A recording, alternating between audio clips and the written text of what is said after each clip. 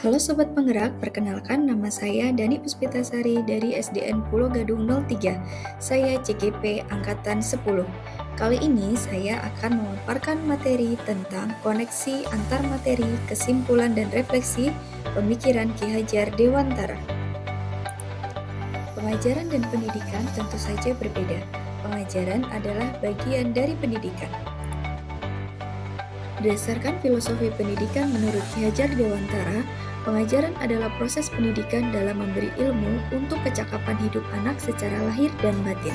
Sedangkan pendidikan adalah menuntun atau memberi tuntunan terhadap segala kekuatan kodrat yang dimiliki anak agar ia mencapai keselamatan dan kebahagiaan yang setinggi-tingginya, baik sebagai manusia maupun sebagai anggota masyarakat.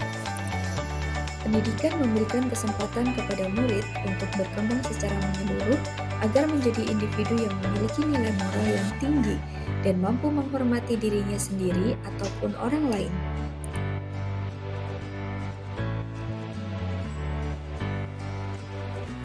Sebelum mempelajari modul 1.1 tentang filosofi pendidikan menurut Ki Hajar Dewantara, saya hanya berfokus pada materi ajar harus selesai diberikan kepada siswa, sehingga pembelajaran lebih berpusat kepada guru. Saya menganggap bahwa ketuntasan dalam menyampaikan materi lebih penting daripada keleluasaan murid memahami materi ajar, karena ini berkaitan dengan waktu yang diberikan dalam pembelajaran. Sehingga capaian pembelajaran hanya berfokus pada aspek kognitif saja. Saya belum mempertegas kembali aspek-aspek pembelajaran yang lainnya.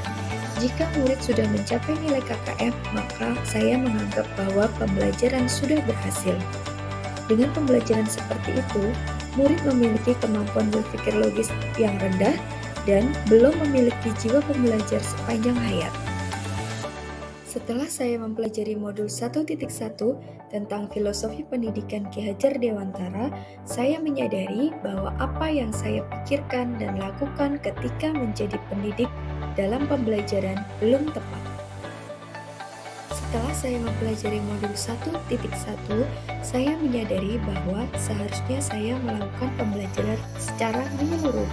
Pembelajaran yang menyeluruh tentu saja memperhatikan aspek kognitif, afektif, psikomotor, spiritual, sosial, dan budaya. Dalam pembelajaran, murid harus dijadikan sebagai subjek. Hal ini dapat dilihat ketika murid mendapatkan kesempatan untuk belajar secara merdeka, berpikir kritis, dan kreatif. Selain itu, dalam pembelajaran, guru berperan sebagai fasilitator. Dalam pembelajaran, guru harus mengenali dan memahami karakter murid. Guru harus sabar dan mengajar dengan penuh ketulusan hati, serta memberikan kesempatan kepada murid untuk tumbuh dengan bahagia dan sesuai kodratnya.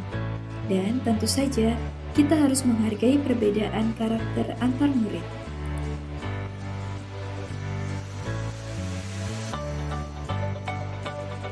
Yang dapat segera saya terapkan dalam pembelajaran di kelas antara lain, mengubah paradigma menjadi student center, kemudian merancang dan melaksanakan pembelajaran, menjadikan murid sebagai subjeknya, menerapkan pembelajaran abad 21, di mana murid difasilitasi untuk berpikir kritis, kreatif, komunikatif, dan kolaboratif, serta memberikan pembelajaran yang merdeka untuk siswa. Berdasarkan filosofi pendidikan Ki Hajar Dewantara, kita harus selalu ingat bahwa pembelajaran bersifat menuntun. Supaya dapat memberikan tuntunan yang terbaik, tentunya kita sebagai pendidik harus menjalin komunikasi yang baik dengan murid. Demikian yang dapat saya sampaikan. Salam dan bahagia, Bapak Ibu Guru Indonesia.